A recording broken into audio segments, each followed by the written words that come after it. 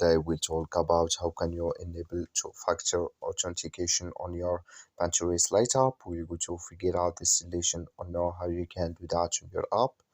All you have to do, you just go down, click on your photo down here. So when you click on it, it's going to take you. So when you click on your photo down here, it's going to take you to your profile here. Then all you have to do, just go above this sign, click on it. So when you click on it, it's going to take you to this list here. Then you click here on security here. So when you click on it, it's going to take you to this list. Just come here to factor authentication. Just click in this sign. When you click on it, you add here your password. Then you confirm it here. Sorry, I'm go back.